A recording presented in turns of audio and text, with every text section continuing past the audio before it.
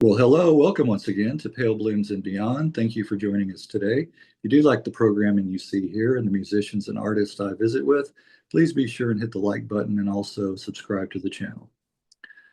Robin Batteau is a Grammy-winning, Emmy-winning, Clio-winning, and Oscar-nominated composer, singer-songwriter, violinist, and music producer. Robin is the brother of singer-songwriter David Batteau. The brothers recorded one album, Batteaux, in 1971. Robin got his start supporting Tom Rush. In 1969, he played in the band Appaloosa, releasing a self-titled album in 1969. Next would be a stint with the band Pierce Arrow, who issued a couple of albums in the late 70s. David and fellow Pierce Arrow bandmate David Buskin would go on to work together in a fruitful relationship, releasing several albums of material. Over the years, Mr. Batteau has worked with artists like Bruce Springsteen and Benny Goodman, and has had his songs covered by artists such as Whitney Houston and Judy Collins. More recently, Robin has released a couple of solo albums and singles. And my guest's latest collaborative effort is his band in Sparta, a suite of songs based on ancient Greek lyric poets, recorded by a number of artists and friends. Well, welcome, Robin. Thank you, Greg. Great to be here. Had a hard time getting that one word out there. All right. Hey, everything's collaborative. Here we are, collaborating. There you go. That's right. Well, take us back to the beginning. Where were you born? Sure. I was born in New York City, in a snowstorm in January, and born in a taxi cab on the way to the hospital, which may have some bearing on my being somewhat of a traveler today. The I'm currently residing in Shelburne Falls, Massachusetts, which is this great little town. Um, it's got there are less than 2,000 inhabitants of the village of Shelburne Falls, and it actually doesn't exist in one phase of reality. Shelburne Falls is part Buckland and part Shelburne, and nonetheless, the village is recognized as what it is, and it just couldn't be sweeter. It's like less than 2,000 people, and it's got three bookstores, which is great for a bookish person like me, and it's got little down home diners and a couple of fancy joints, and it's even got a candlepin bowling alley, which is something from like Rip Van Winkle or something, and so it's Yeah. really a kind of just a dimension to one side of what's going on in the world today. But we stay in touch, and today I'm visiting my old pal Ed Coe in Waltham, Massachusetts. So that's where the art and the crimson coloring. We Yeah. call it crimson because Harvard uses this color and calls it crimson. Of course, it's maroon. Yeah. Yeah. It's just like Harvard to get something wrong and stick to it, no matter Stick to what. it. And double down on it, Yeah, right? exactly. Yes, yes. Well, do you recall your early childhood growing up? Was there music in the house? Yeah, there was music. Oh, by the way, I wanted to make a slight correction. Hmm. My work is my collaborations have won those awards and things, but none of it is by myself. It's all a group effort. And Right. so when I was growing up, my mom was a concert pianist and was born right after the war, World War II. And like most moms of the day, she stopped doing her concert pianist piano playing in order to become a mom. And but she nonetheless played around the house and was good. And she also sang and had a lovely voice. And my dad, who was a professor of mechanical engineering at Harvard, he played the piano and he played the guitar and he played the recorder, all equally badly, but with great enthusiasm. And I think that enthusiasm had as much to do with me and my siblings. I have five siblings, all of whom write songs and play guitars and things. Um, some for money, just some for love, and we all, I think, were instilled with both a little bit of talent from mom and a whole lot of love from dad. Right. Well, you were destined to get into music with your Yeah, parents. yeah. Yes, yes, yes. Well, can you recall one of the first 45s or albums that you got yourself? The first album that I bought was a Joan Baez album that I bought from my mom as a Christmas present. And I had gone to, my dad had brought me to a place called the Club 47, which was a folk coffee house in Cambridge, Massachusetts, where Joni started out when she was 18. And she was hired, it was a coffee, it wasn't a coffee house at the time, it was a coffee shop. And they hired Joni to sing songs in order to sell more sandwiches. And then all these people kept showing up, so they said, "Oh, I guess we're a concert venue now." And she was great, and that was great fun. And when she appeared on the folk scene, and I enjoyed lots of music in the house. My parents would play, classical and blues and Broadway, and um, it was a pretty eclectic mix. And my dad was kind of a hippie, kind of a beatnik. He ate a lot of wheat German yogurt, which we couldn't understand at all when we were kids. and and but he took me to this Joan Baez show, Yeah, and I just thought it was great, and yeah, so I was hooked. yeah. And Have you come around to his way of thinking about wheat germ and yogurt these days? I've been through periods of living on wheat German yogurt, but right now I would say I'm not. I'm more of a eat whatever's around, kind of in the music traveling musician style, Yeah, yeah, yeah, yeah. omnivore, happy to graze on the lawn if need be. Right. My son, who went back to school, but while he was here, he said, told my wife he wanted more healthy snacks. So she got him these seaweed. Uh, Yeah, see, that you could know be what I'm talking good. about. And Yeah. it's like what the best way I can describe it is like thin sheets of mica. You Yeah, know, you I've know. tried them. Yeah, some are better than others. The ones I tried, I was like, oh my God. They're a Yes. little weird. It's not the same.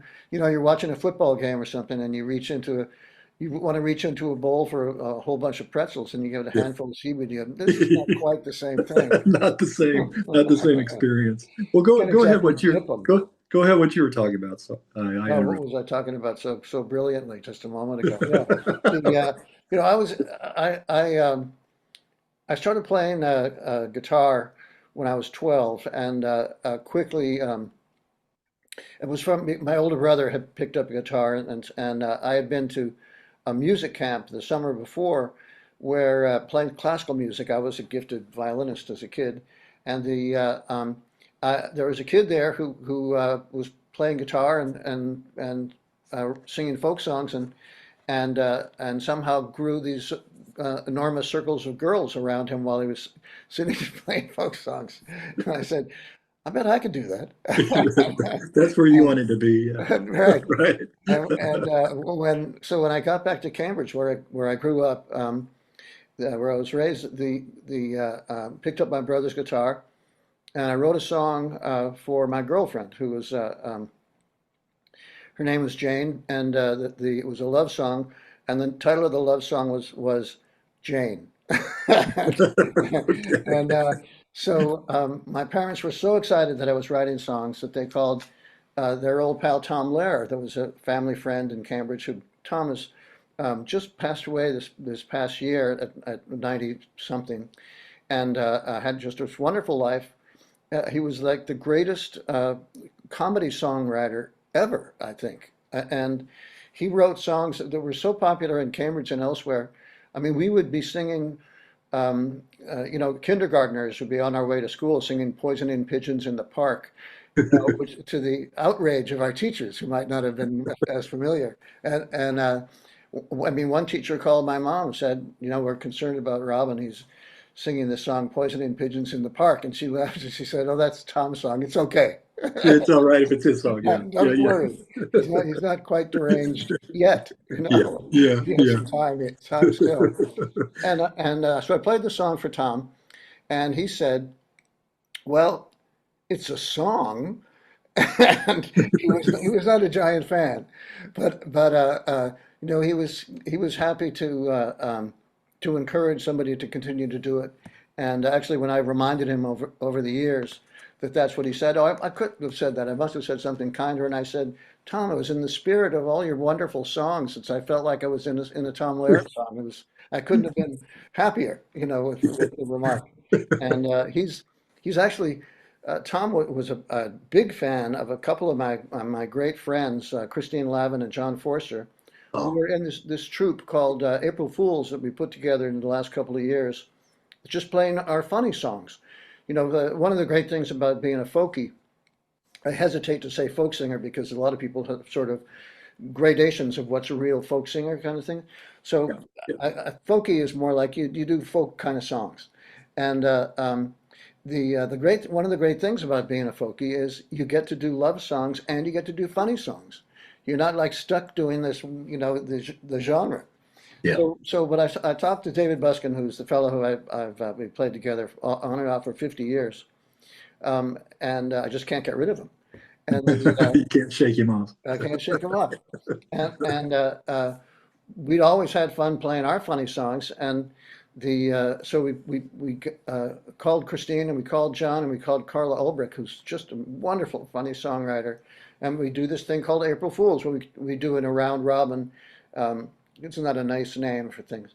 The title for to go song by song by song, taking turns on stage, and trying to accompany or interrupt or make funny faces while someone else is singing.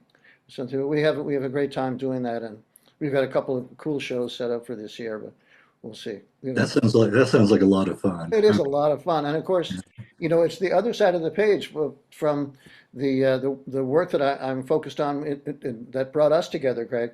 This is my Band in Sparta project, which is another sort of 50-year odyssey that a friend actually tried to get one of my songs from the Band in Sparta in the new Odyssey movie that's coming out this summer. Oh, They okay. they said no, we've already got it all settled. What's gonna show up in the movie? But thanks. Yeah, And but thanks I so was much. delighted, that somebody That had that much interest that that they they would thought take about a that. shot. Right, right. Well, looking back, can you remember one of the first live concerts that you attended that you went to? Well, there's Joan was the first, and there was it was like a teeny coffee shop, me and 20 other people. I couldn't, I couldn't see my food. That was a surprise for a kid coming in to see to go to a place where it was dark and and there was music and Yeah, there's food and like, where is it? Where's my food? yeah, And yeah.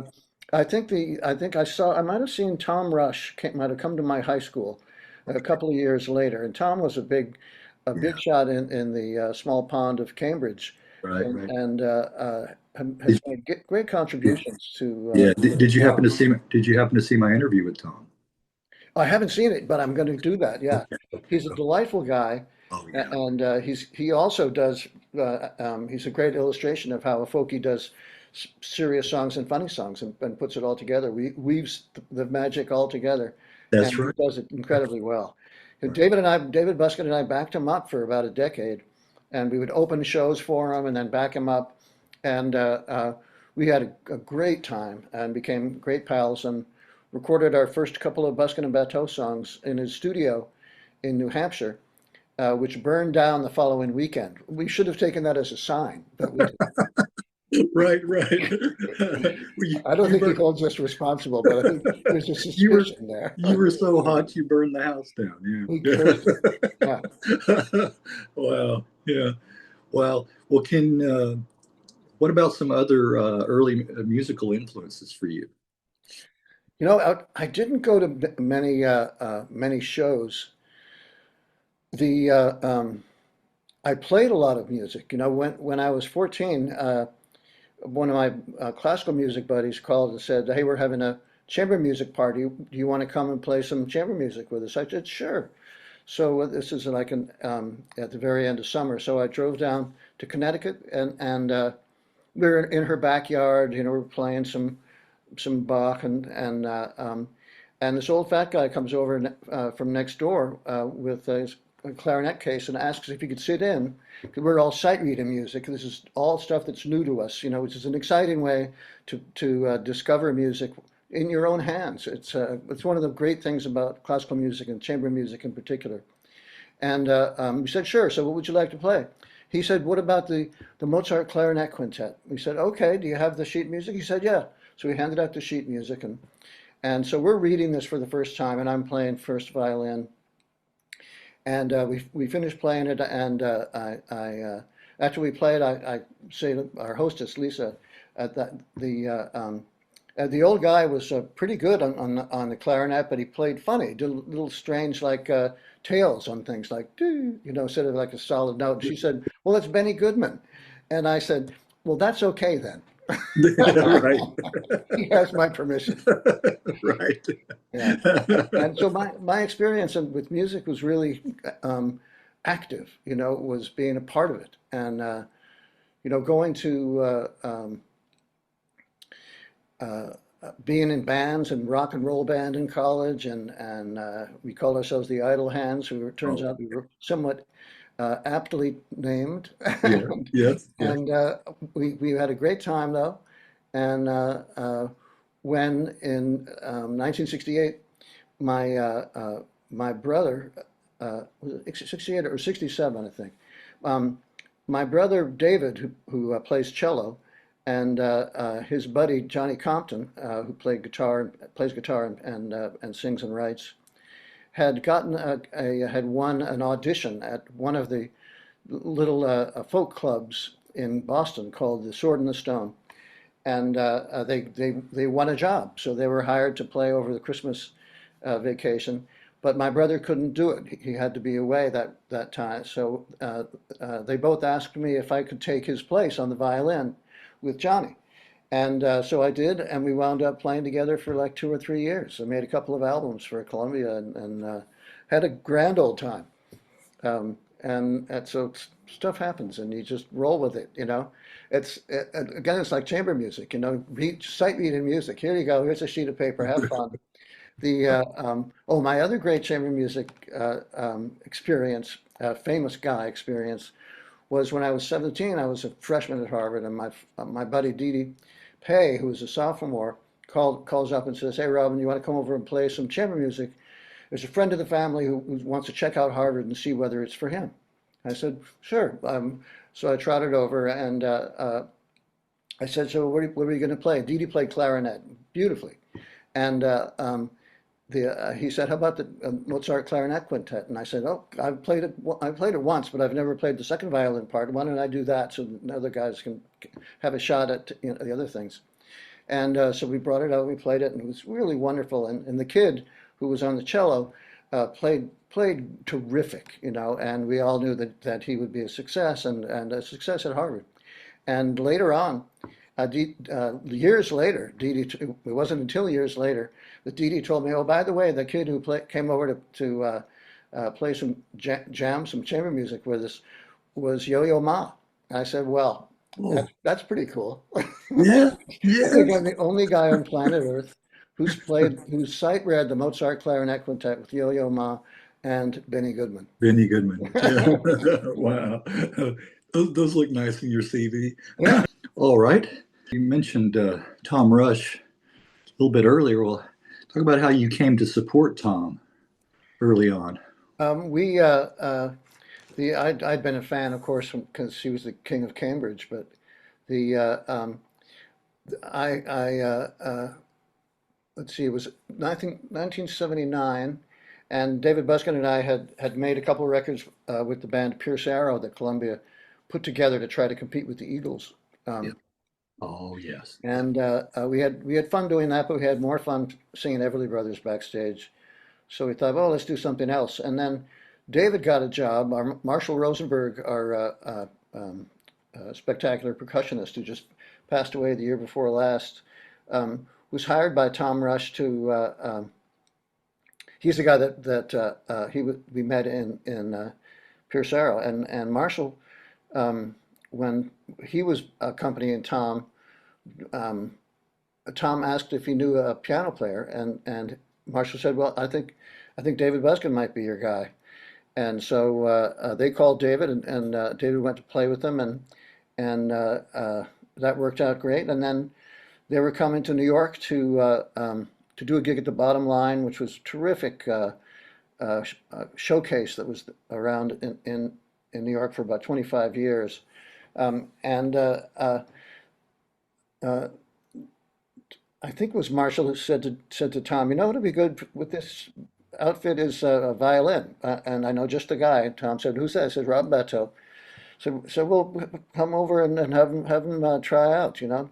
So I came over to the bottom line and just we noodled around backstage for a bit, and he said, "Sounds good, let's do it." So I came out and played a bunch of songs, and we wound up, you know, traveling with him for about 10 years, and it was just great, and he really uh, uh, he really opened some doors and built some audience for us, and he's just a terrific guy he's best. I think he's best known to the world as a discoverer of Joni Mitchell and Jackson Browne and James Taylor.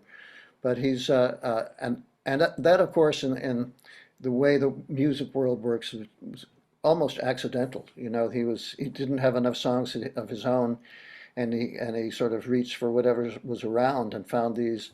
He knew James a little bit and he knew Joni a little bit. I'm not sure how if he knew Jackson, if it was just something that came over the transom, you know. Yeah. Yes, It's yes. but he's Tom's got a has nonetheless taken the mantle of reputation for discovering songwriters, and we were happy to be included in that bunch. Yes, yes. Murray McLaughlin, Canadian, is We're another, talking, sure, you yeah, know, and I love Tom's take on Child Song. I think that's probably my favorite. And I yeah, like his version actually better than Murray's, the original. So yeah. yeah, what a song. Wow. Well, Well, Appaloosa, how did the band get together? yeah. That was me and Johnny Compton decided to get a record deal, and so we came to New York from Boston. We called some places and made appointments and played for some people, and they all liked us. And but we had one thing we were thinking about particular. Johnny was a big Bob Dylan and John Hammond Jr. fan, and we went to Columbia Records where Bob Dylan, of course, was the star of the roster, and we had an appointment with an A&R man. The A&R man is a talent scout for the record companies, and it wasn't like today where you can't get through the armed guard without a tank and a Right. letter from the Pope, and Yeah. so we just walked in, went up the elevator and stepped up to the secretaries and said, "Hi, we're here to see so and so."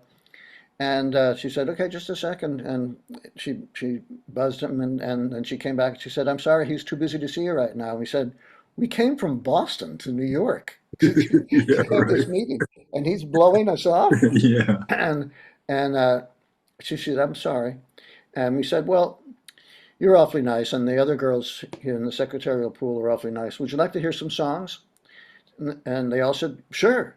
So we pulled out the violin and the guitar, and we started serenading the girls in the secretarial pool. And they were all, a wonderful rapt audience. Probably had never been serenaded in the office before. Right. And while we were doing that, Al Cooper, who'd become famous for being Bob Dylan's sort of accidental sideman, um, he had been hired as the new A&R guy at Columbia, and he pokes his head out of his office. He was not the guy we made an appointment with, and he said, and he looked at us, and he heard this music. He said, "That's not bad." And he looked at the girls, and he's going, "Ooh, that's good." And he said, "Why don't you come in here, you guys?" And so we played Yeah. another couple songs for him, and he said, "You're good. Yeah. Let's make a record." Yeah. And we said, "Okay, let's put the deal together." And he said, "But I think you need two more people." So we said, "Okay." So he said, "Call me when you got a couple more people." And so, like you do when you're a teenager, we went right back to Boston. We called our friend Gene Rossov, a cellist, and David Reiser, who was a bass player, who were thought to be the sort of the best in the area. We rehearsed for 2 days, and we called Al and said, "We're ready. We'll come play for you." So the four of us went down to New York. We played for Al, and he said, "Let's make a deal." Yeah. And we had this really fun record. Um, the songs on this album were all Johnny's, and Yeah. with me arranging and accompanying and Yeah. singing harmony, Yeah. and Gene on the cello and David on the bass, Yeah. with arrangements, and Al on the piano, and friends of his from Blood, Sweat and Tears. He started the band Blood, Sweat and Tears, and then gotten kicked out of the band Blood, Sweat and Tears. Right. That's rock Yes. and roll for you. That's it. It's rock and And roll. you know what? Not only did he start the band and then get voted out of the band, basically by the other guys, and Yeah. Yeah. the Yeah. then he was still friends with them. He sort of Oh, understood their even after reason that. for kicking him out was he wasn't a great singer, and he's never been a great singer. He's always been a wonderful interpreter, but he's just not a great singer. Yeah. Yeah.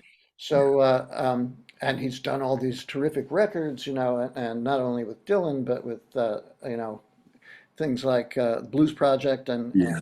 and Was thinking, yeah. uh, some other wonderful sort of signature pieces of music. And a really interesting guy, Yeah. a really Well, thoughtful guy.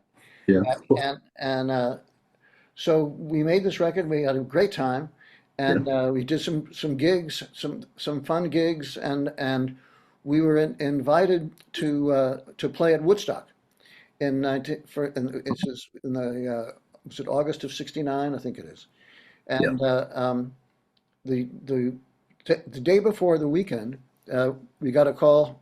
We were rehearsing in my mother's living room, and they said, we uh, uh, we have too many people booked, too many acts booked, so we don't want you to come anymore. So I said, well, nobody's going to come to your stupid concert anyway. So no, I didn't. I said, okay. And You- this is some poor lackey, whose yeah. job was, Right. Your he got the dirty job to do. your hex didn't work. And Yeah. so I just said, fine. Yeah. And and of course, I think they've been kicking themselves ever since. Right, right. Well, well, I wanted to show. I have a copy of this on CD. It's a Japanese release. You're probably aware of it. I love it. The Yeah. Japanese not only picked up the Appaloosa record, but also the Yeah. Batteau album, also on Columbia, that my brother and I made. There's, for some reason in Japan, American artists occasionally reappear, and Yes. Yes. I'm among them. And Yeah. thank goodness. Yeah. Right. Right. Well, I wanted to mention a few tracks, my picks off of this, and maybe if you have some recollections of the songs or anything surrounding those. Sure, Uh, Tulu Rogers is the first one I like. that's a fun one. Yeah, yeah, This is I could Tyson tell Street that. arrangement. I could tell that was fun. Yeah, Mhm. and then Thoughts of Polly. I can't remember if it's Tyson's arrangement. Tyson Street was a friend of Gene's from Harvard, a serious composer and violinist, and so Gene asked him to write some arrangements for us, and Tulu Rogers was one that he did that was particularly cool. Thoughts of Polly is also a neat song. I love Johnny's songs, and we only managed to make one more album together, and then he quit the biz. Yeah, And I'm not quite sure why, but it happens. People yeah, do. No matter how talented they are, yeah, you can become discouraged yeah, by circumstances that are beyond your control. Whether it's business or love. right, And sometimes it's just the right thing to take a left turn. right, right. I talk to so many musicians that they quit for a while, but then there's that music bug that keeps Yeah, itching, and, comes back and bites them, and then they yeah. return to it. But yeah, that would be hard to just walk away completely, I think, like that. But anyway, like you said, it happens. Feathers is another one I like. Another lovely song. Yeah. Yes, isn't it? Yeah, And yes, these are songs that Johnny and I would play, just the two of us in a little tiny coffee house with like 9 chairs, in the yeah, whole yeah, place. right. And we loved it. We loved that. Yeah, and then three more. So you can tell I really like this album. Hmm. Let's see if I can pronounce it. Glossolalia, Glossolalia. glossolalia. Yeah, Yeah, it was Johnny was just in love with the word because it sounded cool. yeah, And yeah, it means speaking in tongues. So it's I don't know whether the lyrics are relevant, but it's, sometimes words are evocative on their own, regardless of their meaning. Right, right. Very true. And then Pascal's Paradox. Yeah, that's a cool one. Uh, I've thought about re-recording that myself. Oh, okay. I think that's an incredible song. Yeah, I think you should. I think you Okay, should. Yeah, thanks. Thanks, if Ken. I have my 2 cents. Okay. And then finally, Rosalie. Rosalie. I think that may be my favorite on there, I Rosalie. think that was our kind of our first hit in Cambridge and Boston. They were playing it on WBCN, which just started an FM radio station that was making a difference. I think the biggest thing to come out of WBCN was the Woofer Goofer, the Jay Giles Band lead singer, um, was a DJ at WBCN, and all the DJs at BCN were sort of local celebrities, and he went the furthest. He's done great stuff. Yeah, yeah. Well, you and John would play together in Compton and Batteau and release the album in California in 1970. Yeah, and we made the first album we made Appaloosa in New York, and then we went to California and made the second album. And the the fellow who produced the album was Johnny was a big fan of his record "Sally Go Round the Roses," so that's why he was chosen. Oh, And okay. we had lots of wonderful people playing on it. Randy Meisner hadn't joined the Eagles yet, and um, there were other wonderful people like Pat Shanahan, who was Ricky Nelson's drummer, and uh, who else did we have come play with us? It was just a wonderful group. Um, Bill Elliott played piano. Bill's gone on to some wonderful things after that. And on this album, there were a number of my songs too, songs that I'd written as well. So that's where I got co-billing. Yes, there you go. You got up there on the marquee that time. I got my name on the marquee. Right. Right. Well, you and brother David would record and release the album Batteau in what, 73? Yeah, just a couple of years later, the first I went back to Harvard because I was a little, dismayed with the record business, disappointed at my inability to become instantly famous, and but I only lasted a semester because the when you take a step away from school and then you go back, you really have an idea of what people are made of because you've got this stereoscopic view. You've got parallax from being out in the real world, and you go back to the academic world. And I realized that the teachers hated us. And this was partly because we were always, protesting the war in Vietnam. But why wouldn't you? And Yeah. there were only a handful of professors that joined us. Most of them were going, what do you're messing with our research money. What's the matter with you? Right. And I was so dismayed by that I left again. Also because my brother needed some money. He had a new baby and wife, and I thought, well, let's do the same thing I did with the Appaloosa album when I got some money that helped the family out after my dad died, and the but it was a wonderful semester in a number of ways. I met my buddy Ed Coe, whose place I'm visiting today in Waltham, Massachusetts, and I took a course. I met him in a course um, uh, taught by Kurt Vonnegut, who Oh, right. decided that it'd be fun to go teach a writing seminar at Harvard. So he invited everybody who wanted to be in the course to submit their work. And he received like 2,000 manuscripts, of novels and plays and short story collections. And and he got two record albums just from one guy. That would be me. So I was Did one of the 12 people that he chose out of these 2,000 submissions you? to be in his class, and we had just a great time.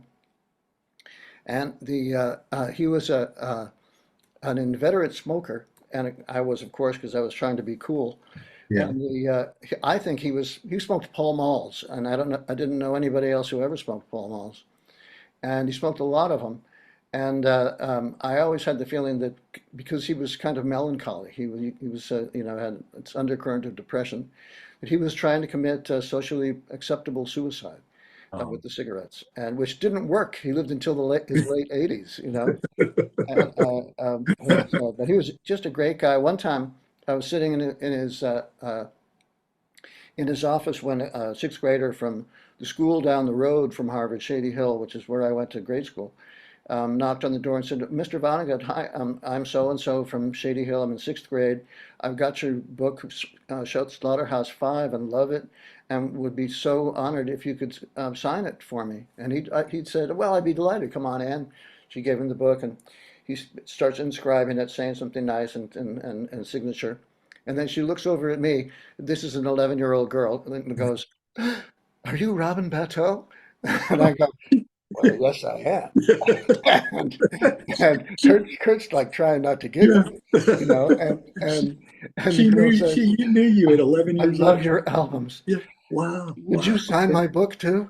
And I Yeah. go, "Well, Kurt, would you mind if I signed your copy of Slaughterhouse-Five as well?" He said, "Be my guest." So I Right. think there's one copy of Slaughterhouse-Five Yeah. in the world, signed by Kurt Vonnegut and Robin Batteau, that's probably worth about a tenth of a Slaughterhouse-Five signed by only Kurt Vonnegut. Right. Uh, You may see that one creep up on eBay. I may, yeah. Right. If somebody brings it up to me after a show Yeah. to re-sign, oh, that'll be great. Wow. Well, that was pretty cool at 11 years old to be, into your music. That's Isn't that pretty. around the time though when I remember when I started listening to rock and roll, I was 9. You Okay. know, I was in fourth grade and I had the radio cranked up at dinner Yeah. for a couple of months until my dad said, "I think you should wait until after dinner." You've heard Right. enough Buddy Holly for the Right. That's funny. Well, with Pierce Arrow, a couple of albums released in '77, the self-titled, and then Pity the Rich in '78. Yes. Yeah, that was fun. We were supposed to be the East Coast Eagles, and we tried. We made good records, but we had so much is accidental in the world of music, and the terrible accident that happened to us was Jeff Kent, who was one of our principals. He was a great singer and songwriter and guitar player and keyboard player. Um, we did a gig in I think Delaware, and after the gig, late at night, he went for a swim in the pool, and he dove into the pool and didn't notice that the posts that held up the ropes that for lane swimming Yes. um, were still up, and it was dark, so you couldn't see it. Mm. And he hit his head on one of the metal posts, broke his neck, was in traction for 6 months, and Columbia was generous enough, gracious enough to invite us to make another record and work on another record. That was wonderful of them, and we tried, but we did. You know, it was sort of like um, our heart wasn't in it the way it was when we had Jeff with us, and so I think a lot of the energy kind of left the building. You know, the Elvis of the band had left the building, and Oh, what? it Yeah. was so. Well, They did he actually survive that? He broke his neck, but did he recover? He did. He was in traction for 6 months, but he lost 50 pounds, 50 pounds of muscle. That's what happens when you just lie down for that long, Yeah. and he it was it was a tough road back, but he did some good songwriting and some good singing and good playing after that too. He'd had already made some good records. He made a record called Dreams with Billy Cobham and Doug Lubon, our bass player, and the Brecker brothers. Oh, Uh, and he went on. Then after that, he did more jingle work than record work. Jingles was a great way to pay the bills in New York. very lucrative. Yes, Very lucrative. Yeah, yes, it was. What was it? If you wrote the jingle, you get paid that time, but then if you also performed, you get paid again, right? I mean, that's something right. If you wrote, you get a nice check, and then you get some ASCAP royalties for very small royalties from airplay. But if you sing on it, then you get Screen Actors Guild SAG royalties called residuals, and that's where your income comes from. And it right, was right. always a struggle. You know, I did it too, and I mean, I was dragged kicking and screaming into doing jingles because I thought it was antithetical to everything that us folkies were about. Everything, doing something not only commercial sounding, but commercial. Yeah. And and I thought this isn't for me. And David Buskin pointed out that we were doing okay. We were making money on the road, making money with selling cassettes and songs, but the rent kept everybody's rent kept going up. And so you need to do something else. So I said, okay, I'll give it a shot. And I also thought I'm going to suck at this. And then it turned out after a year or so that I had a knack for it. And I think the first demonstration of a knack was my Cheerios commercial, which ended cheery Cheerios, Yeah. and that was there'll probably be a penny on its way to winging its way to me right now from ASCAP for singing that. And then a year later, I did. I was in and out of the office. This a place called Crushing Music, run by a guy named Joey Levine, who had been kind of the king of bubblegum in the '60s. Oh, He wrote yes. "Yummy, Yummy, Yummy" and a whole bunch of others. And I fell for Nancy Griffith in the summer of 80, 85, and sorry about my voice, and was accompanying her on violin and traveling the country with her for about 7 months, falling in and out of love all the time, like you do, as musicians. And finally, after the 7 months, in like February of '86, um, uh, we just broke up for the last time, and I was so pissed off. But a job came in, a distraction came in at the Jingle House, which was the Chevrolet job, the Heartbeat of America. Oh, And there were like, 100 different people writing songs for the contest, from jingle houses across the country and around the world. And I was just so pissed off that I wouldn't take no for an answer. And so I just made this little piece of music, which is utterly different from everybody else's, because whereas everybody else was trying to sell horns and strings and grandeur and stuff, I went rootsy. And I just because it moved me. And I thought this is going to make a difference. And I started out singing started the song singing a little Bob Dylan-ish, and then a friend of mine comes in with this kind of Aretha Franklin voice, and it's just a really nice little recipe, yeah. and came out pretty darn tasty. Yeah. And they loved it. It won the competition and was on the air for almost a decade, I think. Yeah. Well, I think, when you talk about the heartbeat of America, the heartbeat that is rootsy. So I think that was a good approach to go that direction. Yeah, it started with the heartbeat. We, Yeah. we actually Right. started the jingle with a boom, boom, boom, Yeah. Yes. Yes. with Exactly. so many rock and roll records and folky records too start with the percussion, which is kind of curious when you think about it. But very often you hear just the drums start, and then I mean often you know what it is. Of course, at our age, we know what we think it is because we heard this intro from like 25 different songs, Yeah. over the past 50 Right. years. Right. It's very familiar.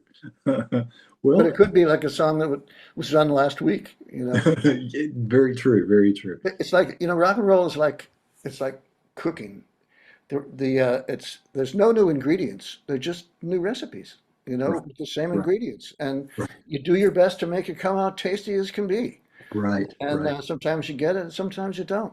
Right. What blows my mind is, like how many chords are there? Like let's say, Right, okay, right. but the songs haven't been repeated, Yeah, over the history of, popular music, yeah. that there's always a different way to kind of spin it or a different angle you can take, a different sound here and there. I find Uh, it so. One of the most curious things is that people who start out just copying, like uh, uh, the Beach Boys, was it Surf and Safari, which is the same song as black inventor of rock and roll from the '50s. Way back in the woods among the evergreens. oh, Chuck Berry, Chuck Berry. Chuck Berry's song about Uh, you That's know, right. they got you rocking in Boston, Philadelphia, PA. The exact song the Beach Boys put out with just different names for the cities and different hook at the end. I guess it was Surf and Safari. Yes, yes. And at first they put it out with just their names on it, and then Chuck Berry's people called it something Right.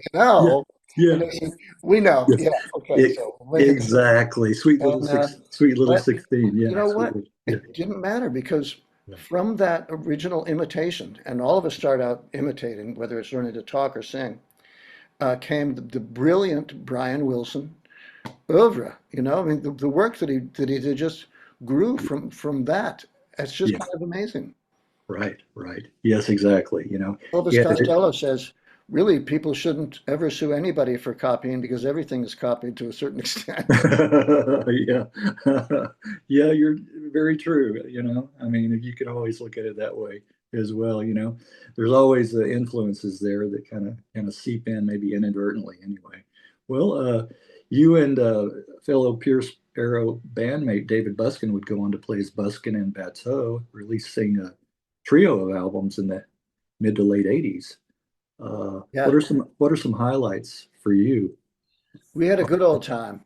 The There's a wonderful song of David's called "When I Need You Most of All" that we did a good version of. That was also on his '60s album too, and also my song "The Boy with the Violin" and my song Lancelot's Tune, Guinevere. I think are probably our faves from that period. And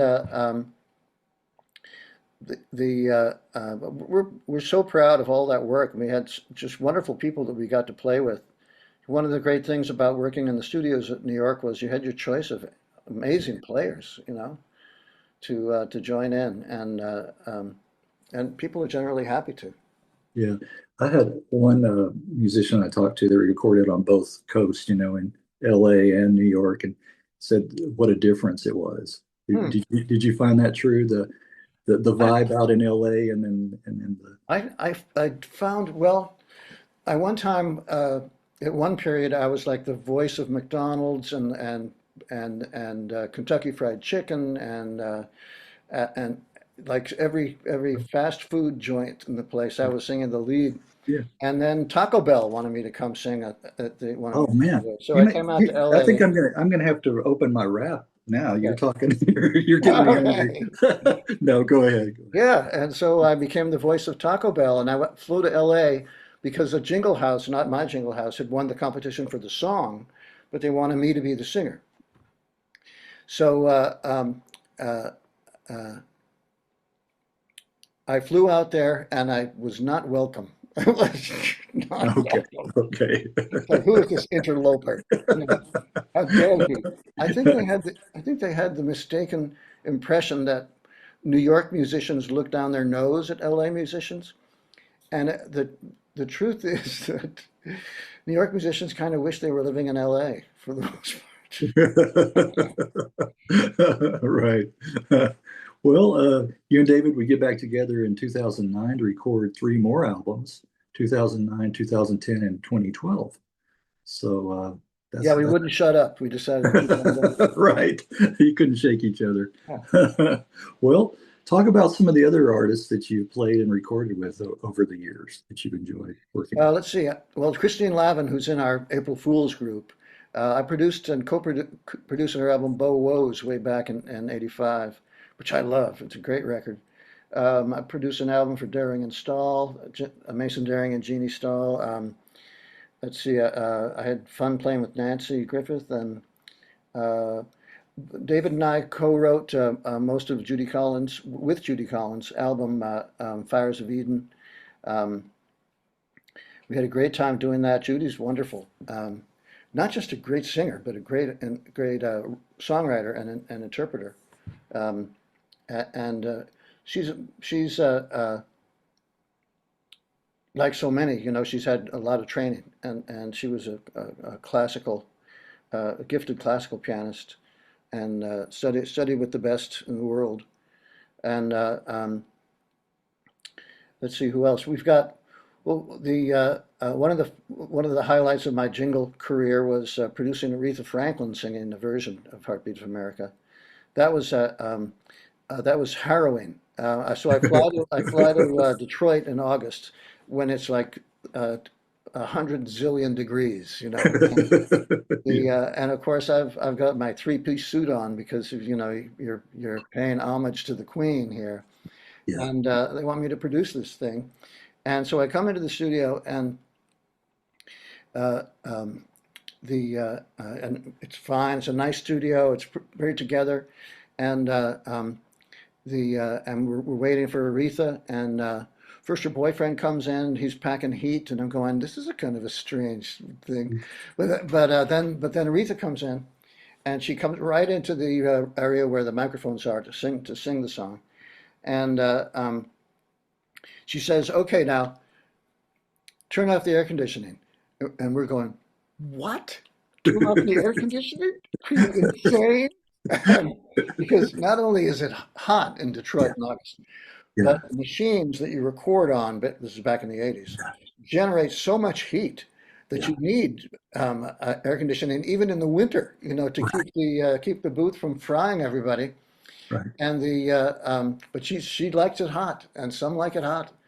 So, she's Aretha, so she got her way. We turned off the air conditioning, and then she said, "Okay, now turn up the heat." We're going, "Oh my God, I don't know if we to live." I thought the gun was dangerous. This is we die of heat stroke. She wanted, Um, she wanted it hot. she wanted it hot, and then she asked for a cup of hot tea. And On we're, top we're of all that. we're all going, "Oh my God!" And like just rivers of sweat are flowing down Right. everybody in the recording studio. Yeah. And then we finally get around to start singing it, and she sings it well. She sings it Yeah. great. She sings it perfectly. But Right. of course, we have Aretha in the studio. We're not going to let her go just Right. in 60 seconds. So Right. we had her do it like 10 more times just to hear her voice, on Yeah. something, to hear Aretha's voice on something I wrote. Wow. That was Yeah. thrill. Oh man, that's got to feel good. Yeah. You know, that made me think of a story my dad had told about I think his dad, or going back before we had AC, actually like on the buses and even in the buildings, before there was, air conditioning, going to work in a suit, riding the bus, Yeah. So by the time you get there, you're drenched. Yeah. You need a shower. Yeah. That's right. And then you have You to go just to took one. work. Then you have to go to work in a building without AC. I don't know how Yeah. they did it. I don't Yeah. know. I don't know. They were tougher than us. Yes, they were. Yes, they were. Well, in 1991, you were awarded the Kate Wolf Memorial Award by the World Folk Music Association. That's gotta be a nice feather in your cap. Those guys are so sweet. That's a DC organization, the World Folk Music Association, and they were centered around a guy named Dick Seri for a long time, and he was a charismatic disc jockey who really kind of, as disc jockeys can, just gathered an audience around him and helped to promote a form of music uh, that wasn't always the rage, but it was always the rage in his eyes and his ears. And WFMA awarded prizes for, I think it was basically a citizenship award. It was that you're a good guy. Here you go. And Kate Wolf was um, also a charismatic character who wrote these wonderful songs. Died much too young of cancer. When I heard that Kate had died, a song came to me called "Never Cry Wolf," which you probably Oh, have a copy of. So, yes, yes. and it's since we've been through the pandemic, and it seemed like people were dropping right and left, like the birds falling from the trees. Yeah. It's just become a norm, but it didn't used to be a norm. That everybody around you was just dying. Yes. Yes. It's an awful time, and it's sort of it's our penalty for living as long as we do, is we get to have our friends die on us. That's right. That's It's it's heartbreaking. Yeah, it's inevitable. We all go, and that's why I tell a lot of you guys. I said there's many musicians that have passed that I wish I'd had a chance to talk to. I Sure, wish I had started this decades earlier. sure. some of these guys. Yeah, yeah. Talk about that. Talked By the about. way, I think our color schemes go nicely. I think the green and the maroon Okay. Hey, there you go. vibrate or something. Yeah. All right. You know, this is such a dark green. I made the mistake when I went to the paint store when I painted the room, and it's like I wanted a green. I didn't want it this dark, It doesn't but look dark on screen. It's good. okay. Yeah, it does look a little lighter, but if you're here in person, it is dark. But Okay. but I like it. I mean, I've come to grow accustomed to it over the years. But at the time, I'm like, oh, I should have got a lighter green. But yeah, well, yeah, that's unfortunate. Like you said. I mean, and the older you get, if you survive, you'll see more of your friends and Yeah, it's family. awful. Yeah, Going friends of on. mine who are in their 90s, say it's like every week, Yes, one yes. day. Right, right. Well, I have something coming up. Speaking of that, but first of all, I wanted to talk a little about your solo releases. Voices from the Hole in the Wall, nice, heartfelt, beautiful, beautiful song. Thank you. Yes, yes. That That's was written for Paul Newman's Hole in the Wall Gang camp in right, Compton. right, right. Paul was just this great guy. We'd go out for coffee or something. He'd always leave the waitress $100 bill under the coffee cup. And he was just nice to everybody, and he couldn't shake hands because he'd broken his hands a couple of times in motorcycle accidents. But he would be happy to talk to people. And he was just great. And we got to be great pals. He asked me to write music for a children's musical called the 13 Clocks from a Thurber story, James Thurber story. And so I said, sure. And I wrote a bunch of songs that I liked quite a bit. And then it turned out that we couldn't get the rights because his children were squabbling over the who owned what in his estate. It happens. But it turns out that years later I discovered that my parents and some buddies in Cambridge had set up this record company in the 50s to make kind of highbrow children's records. And like they did an album called Winnie Ille Pooh, which is Winnie the Pooh in Latin. Yes, yes, yes. and, Right, right. and one of their albums was The 13 Clocks, narrated by Bogart's widow. She narrated a version of The 13 Clocks for the record company Right. back in the Yeah. 50s. Lauren Bacall. Lauren Bacall with Yeah, rights in perpetuity, right. whatever that means. Yeah. And and what I can do is just write songs for the album and put out an album with Right. with her, doing the narration. I just think it'd be a terrific record. But that's my next record, my current record. Well, actually, that's the Voices from the Hole in the Wall that one song that I wrote for the kids. Paul's Camp was for kids who had, when he first started it in the mid '80s, for kids who had incurable cancers and blood disease, blood cancers, like sickle cell and things like that. Since then, most of the things have become curable and treatable. Yeah. So the kids are doing much better now, and the camp is still a treasure, and it's been replicated around the world. There's like 8 different camps in the group. Um, and because Paul's such a great lightning rod for charitable expression, they're all well funded and taken care of. And the camp that he made in Connecticut it just looks like a little Wild West town. So instead of like big hospital buildings, it's got these Yeah. little sort of saloon type Yes, buildings, yes. and inside it are all the high tech medical gear that the kids need in order Right, to be able to just go out and play. And then right. they come back in and get fixed up, and then they go out because they spend their whole lives during the regular part of the year tethered to machines in hospitals and such. Yeah. And so naturally I was inspired to write a theme song for them, which I'm delighted to hear that they still sing at the camp. They still teach the kids, and they all sing it, Yes. and that was great fun. Uh, and that was one of the songs on this album that I did in '92. My friend Tom Wolke, producing a series of concerts in Tarrytown, New York, and this is around '92, I think. And he calls up and says, "Robin, I've got Tom Rush and I've got Cheryl Wheeler, and I need a third act for the show." He said, "Could you do it?" And I said, "Well, I really don't play solo." And he says, "Well, could you do it as a favor?" I said, "Oh, okay." And uh, so I called a few friends, Mark Egan, who's a wonderful fretless bass player, a, a lovely cellist whose name Don something, and Dee Carstensen, who's plays the harp and sings like an angel. So I got them together and said, and we rehearsed for 2 days. And I said, "That's enough rehearsal. I want it to be fresh at the show. I Yeah. don't want you to feel like you've got to be stuck with some, arrangement that we've come to settle on. Just let's see what happens."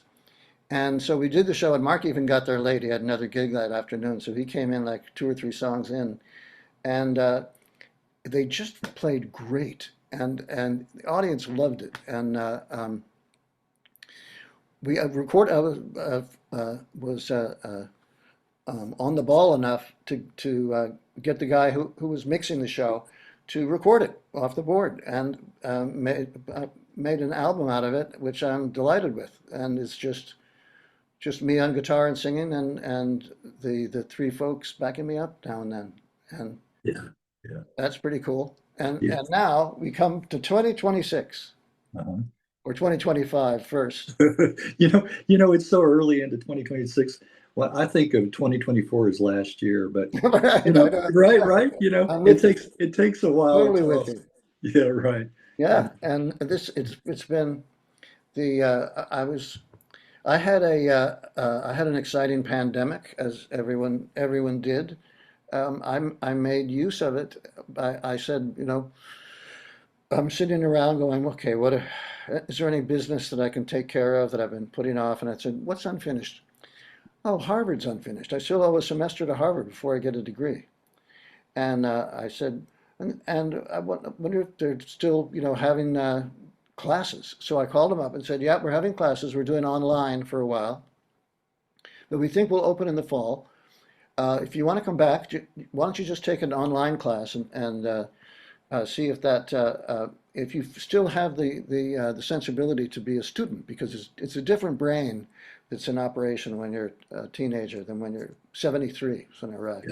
yeah, yeah. And uh, so I took this. I had been a sciencey kid as well as an artsy kid, and so I had finished off the requirements of my major, which is integrated biology, way back when. But so I could take any courses I wanted just to fill out a semester. And I thought, well, I've always kind of loved ancient Greece, the culture of ancient Greece. So let's take a course, and I see if there's a course in that. And there's Introduction to the Ancient Greek World, taught by Natasha Bershadsky, who is wonderful. And this is online, and so I started taking this course, loved it, and very soon stumbled on a guy named Archilochus, who was a poet and a warrior in the 7th century BCE. He was the Bob Dylan of the 7th century BC. Is that And right? nobody knows who he is today, but he was it at the Yeah, time. yeah, And he was not only revered for his poetry, and by the way, the ancient Greek lyric poets were singer-songwriters. They played the lyre and sang their verses, just like Taylor Swift and Joni Mitchell and Bob Dylan and everybody else.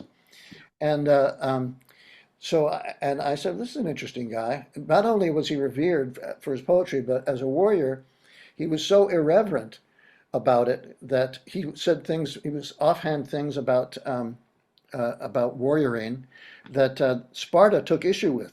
Sparta was the city state that basically worshipped war, and yes. so they said he was banned in Sparta. You are not welcome here. And I thought, when I heard that, I said, Yeah, banned in Sparta. That's a record album. yeah, That's an album title. yeah, yes, yes. And so I was looking into Archilochus, interesting guy, and I saw so there were no complete poems of this guy. There, Sappho, who is the queen of them all, queen of us all, she only has one or two complete poems that are left. The rest are fragments, shreds of parchment, shards of poetry, shards of pottery rather. And and what I did was I said, well, this is wrong. Let's see see what happens with this, and let's put some of these things together. Because I was used to in my my side gig of doing jingles, I was used to having people throw a million ideas at me and putting it together in some kind of coherent whole. Yeah. Well, here was my chance to do it with a somewhat um, to a higher master or something. Yes, yes. And so I started putting these things together. And when you take when you're trying to make a song or poem out of ancient bits and pieces, you don't always have all the pieces that you need. So you invent some in the same way that a paleontologist would, in the lab, make an extra bone to fill out a skeleton for a T-Rex. Yeah, right. So that's what I was doing. I was filling out the skeletons of this song, and after I finished it, I was just moved to do this, and I just kept doing it and doing it. I just leaned back and listened to what I'd done. I said, I like this. This is pretty good. I'm going to play it for Natasha. So I played it for Natasha. She said, that's pretty cool. Play it for the class. I said, okay. So I played it for the class on Zoom. They all loved it. I thought, well, I think I'm onto something. Let's see. Um, and so about a week later, we stumbled on another guy who was basically lost to history, a guy named Gorgias, who was a sophist, who was a pal of Plato's. He was a friend, not a good friend. Plato didn't really like him, but Plato had the incredible talent of being able to write down what everybody said. That one of the great things about the ancients, like Plato, like Herodotus, is they would remember everything. And I think part of the reason was writing was so new. There were actually within the culture there was a concern that teaching people to write things down would ruin their ability to remember what had been said. In the same way that we think Yeah, using Google, right. is like ruining our memory because, otherwise we would remember, oh, Lauren Bacall, Right, right, right. Yeah. and but thank goodness Plato could write this stuff down, and I looked at some of the writings of Plato, and I said, there's a song in here. So I wrote another song with that in mind, played it for the class. Everybody loved it. And I decided to keep it going when the summer school ended and the campus opened up, and we had to wear masks and things. But you walked around campus um, with your book bag or your backpack rather. Book bags are the old school, but with Yeah, your yeah, backpack. right. And of course, there are lots of kids on scooters and unicycles and things, Right. and one old geezer in sneakers, walking around with a backpack. And we, I managed to be moved by 11 circumstances of these ancient Greek lyric poets and wrote these songs with them in mind and heart. I mean, I really feel like I'm channeling these guys and trying to express what they wanted to express and what they meant to express in their songs. And I just had so much fun doing it. And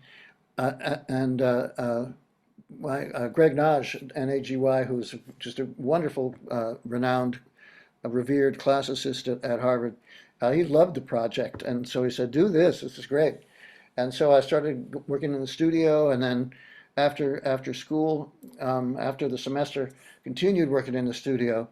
And I wasn't able to, in the old days, you could do an album in like a month or two or six, and that would be fine.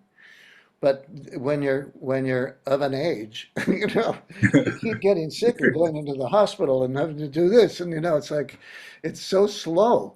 Yeah, The project didn't get. I got my degree in in 2022, but the album didn't come out officially until this past summer in 25. yeah. And but I just love the way it turned out. Neil Eckstein, my main engineers were Neil Eckstein in Sudbury, Mass, and Mark Dan in Woodstock, New York, who were both just wonderful and could play instruments and make suggestions. And um, so I produced it, although with their input, in the same way that Joni Mitchell produced her own albums, but with the input from Henry Louis, who was her her kind of right-hand man, her engineer. Henry also co-produced my brother and my album, Batteaux. Great guy. Um, and so the album's out and getting some nice attention, and uh, you can hear it on Spotify. You can I'm sure Yeah. all the platforms have it somewhere. And Well, so just speaking of collaborations, yeah, a nice collaborative effort. Very cool. absolutely. I mean, Very this is collaboration times a million, right. times 2,500 Right. years. And Very cool. Very cool to see Carolyn Hester contributed. yes, yeah, I interviewed Carolyn back in now it's 3 years ago now. cool. Coming up. Do you know she just turned 89? That's fantastic. Isn't it? Tom Isn't it? Paxton's 89 too. Yeah, that's I'm right. hoping I want to do this. My feeling, and I mentioned this to Greg and to other people at Harvard. What would be great is if these songs could be presented as a theater review, as a stage review, recapitulating the evolution of Greek theater, of Western theater from a Greek chorus on through Commedia dell'arte to Shakespeare to Broadway, and Yes. to have all these guys Yeah. that like Carolyn and Tom, who I got to be on this album because it occurred to me that this golden age of lyric poetry from ancient Greece should be voiced by voices that I first heard in our own golden age of singer-songwriting, the 1960s, like Carolyn Hester, who was a Right. goddess, and Tom Paxton, who was a god. It's like, Right. Right. and I was so delighted that they wanted to be a part of it. And Yeah. I think I said this the other day. What would be great is if we could first do it uh, at Ford's Theater in Washington, D.C., which Oh, is where Tom Paxton lives, and he doesn't like to travel anymore. So yeah. that would be good to do it in D.C., which of course is where Abe Lincoln was shot by an angry actor. Right. And Right. our actors will be fully medicated. So, Right. Right. But another artist on that was Eric Anderson. He's another favorite of mine. Yeah. oh, he's wonderful. Eric's so wonderful. He loved the song that he did so much that he asked if he could put it on his own album this past Yeah. year. And I said, sure. Right. Songs of Love and Death. Eric Anderson was my favorite album of the year. Right. Right. Everybody jump on that train. And there's Right. also, you got to hear Christine Lavin's latest album, which is, Yeah. they're all great, but this one's just particularly great. And, uh, um, and also Tom Paxton's frequent writing partner, is this wonderful singer. Last name is Coombe, Coombe. Uh, Louise. Louise. Louise, right, and she's been known. Louise Coombe is her maiden name, Yeah. and she's been known as Louise. I forget her married name heretofore. Oh, I don't know if I can pronounce it. Mosrie. Mosrie. Mosry, yeah. Mosrie. Right. Yeah. I had great fun promoting the April Fool's shows in the past year or so, using old cartoons, Yeah. like from 100 years ago, because they're public domain from if they're over 100 years. Right. So I used like Gertie the dinosaur, which was like the very first cartoon from like 1912. Yes. Yes. Great, black and white line cartoon of this dinosaur eating a rock. Yes. I remember that. Yes. Yeah, it's great. Yeah. And in fact, some of the Disney stuff is public domain now too. Oh, right. Right. What's the one with the first one with Mickey Mouse? Yeah, Steering the ship. Willie the something or other, Yes, it Tugboat is. Willie. Is it Tugboat. Tugboat Tugboat. Willie? Yeah. Yeah. Yeah. That's it. Did I Tugboat. get that right? Wow. I think you did. I think All you right. did. Learning ancient Greek, which was part of my deal when I went back, is so challenging for a 73-year-old brain. But Yeah. I felt I had to like relearn everything this week that I had already learned last week. I had to do it Yes. again, Yes. Yes. it's a challenge. Right. Oh, Steamboat Willie. Steamboat Willie. But Steamboat. you were Okay, close. You were right on with thanks. Tugboat. I get a Yes. B. Yeah. Well, Right. 1928. Wow. yeah. That's wild. That's wild. Yeah. So Well, that's coming up, and yeah, Disney's panicking. The yeah, I don't know if you've ever done business with Disney. no. Okay, they're legendarily cheap, which is amazing because they make a legendary amount of money. So people, Right. what's the matter with them? When does generosity kick in? Yes, You know? exactly. Anyway, I something know. ridiculous. That's right. Yeah, I reached out to Eric Anderson and never heard back. Yeah, I'd love to visit with him. It's another one of those. It would be really nice. I'll All right. mention your name next time I talk to him. Oh, I appreciate that. Sure, Okay. you bet. Yeah, that would be nice. Okay. Well, anything else, Robin, that I may have overlooked or that you'd like to mention? Um, Well, let's see. I think we've covered the waterfront, Greg. I think this has been great. okay. Really enjoyed it. Thank you. Okay. All right. And Well, I I try. look forward to your skillful edits. Right. I know the parts of myself that I need to cut out, but yeah, it'll, All right. yes, I will, yeah, edit a little bit there. Thanks, All man. right. Well, thank Anne for me again, and I will I sure also, will. Anne's the best. I get such a kick out of her. oh yeah, oh Yeah. yeah. She's So got, smart and so good-hearted. That's great. she is, and she's got a lot of enthusiasm. Yeah. I like that as well. Yes. All right then. I will, contact her and let her know that we made it happen, and also I'll send her a copy of this. Yeah. Okay. Okay. I'll do that, Okay. and then it'll also be on my channel. So Wonderful. see what kind of mileage we can get out of All right. it. All right. All right then, Robin. All the best to you. Okay. You too, Greg. Thanks so much. Oh, you're very welcome.